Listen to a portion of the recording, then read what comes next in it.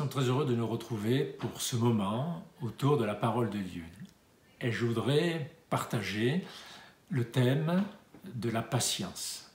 Nous lisons dans la deuxième lettre de l'apôtre Pierre, au chapitre 1er, au verset 6, pour joindre à la connaissance la maîtrise de soi, à la maîtrise de soi la persévérance ou la patience, à la persévérance la piété. C'est dans la version La Colombe. Nous connaissons la patience de notre Dieu, mais qu'en est-il de la nôtre? La patience nous est-elle étrangère? Ne sommes-nous pas de nature à vouloir tout de suite? N'avons-nous pas souvent fait preuve d'un activisme effréné, pensant faire bouger les choses plus vite? N'avons-nous pas voulu, quelquefois, donner un coup de main à Dieu pour essayer de voir les choses avancer à notre rythme plutôt qu'au sien?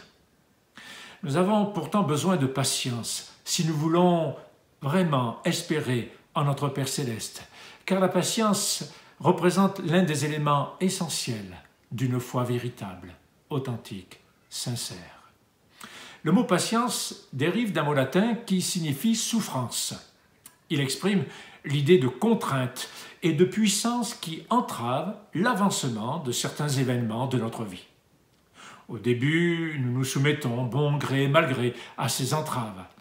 L'expérience nous a aussi enseigné que s'il est inutile de résister, de se débattre jusqu'à l'épuisement, sans sombrer toutefois dans la résignation, le fatalisme, il vaut mieux être patient et savoir endurer, comme souvent nous l'entendons dire, notre mal avec patience ou patiemment. Mais si nous voulons apprendre à espérer de notre Père Céleste dans la patience, il serait bon de nous soumettre à lui non seulement par contrainte, mais de le faire plutôt avec amour, confiance, joie, et nous en remettre totalement entre ses bonnes mains. La patience deviendra alors pour nous l'une des plus grandes bénédictions qui soit, l'une des plus grandes grâces que nous pouvons recevoir. C'est dans la patience que nous pourrons honorer Dieu et lui accorder le temps qu'il faut pour accomplir sa volonté en nous et par nous. Ce sera là notre plus haute expression de foi dans sa bonté, dans sa bienveillance, dans sa fidélité, dans sa prévenance. La patience produit aussi une paix excellente et l'assurance que notre Père Céleste est en voie d'accomplir son œuvre parfaite. Dieu est au contrôle, rien ne lui échappe. Il fait concourir toutes choses au bien de ceux qu'il aime. Pour cela, il prend le temps de le faire. Parfois, il accélère ce temps, parfois il le ralentit pour que tous les paramètres soient réunis, afin que sa gloire soit manifeste à travers chacune de nos vies.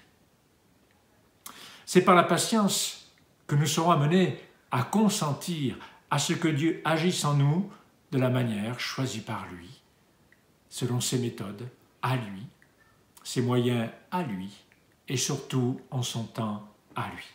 La véritable patience se retrouve dans l'abandon de notre volonté à l'intérieur de sa volonté parfaite, de cette volonté glorieuse, celle de notre Père Céleste. Cette patience est nécessaire pour nous permettre d'atteindre l'espérance totale en notre Père qui est dans les cieux. Elle doit devenir le fruit de nos premières leçons à l'école de l'espérance et doit souligner notre croissance spirituelle à tous égards. Dieu se sert de la résistance des circonstances, de la contrainte de certaines situations pour nous apprendre à lui faire pleinement confiance, apprendre à vivre dans l'humilité devant Dieu et à nous rassasier uniquement de la volonté de notre Père Céleste. Je sais qu'il fait concourir toutes choses à notre bien, qu'il fait toutes choses belles en son temps, comme il nous le rappelle à travers les prophètes dans sa parole. Dans cette attente patiente, qui, nous le savons avec certitude, sera récompensée, notre âme en sortira fortifiée et encouragée. Je veux rappeler aussi ce que l'apôtre Paul a écrit dans sa lettre aux chrétiens de Rome, dans Romains chapitre 15, versets 4 et 13. « Or, tout ce qui a été écrit d'avance l'a été pour notre instruction. » Il s'agit de la connaissance. « Afin que par la patience et par la consolation, là il s'agit de la maîtrise de soi, que donnent les Écritures, nous possédions l'espérance. Que le Dieu de l'espérance vous remplisse de toute joie et de toute paix dans la foi, pour que vous abondiez en espérance par la puissance du Saint-Esprit. Alors oui, nous aurons joint à la connaissance la maîtrise de soi, à la maîtrise de soi la patience, et à la patience la piété, comme nous le rappelle l'apôtre Pierre dans sa deuxième lettre, au chapitre 1er, au verset 6. Patience, patience. Notre Père Céleste ne tardera pas à répondre à nos attentes. Amen.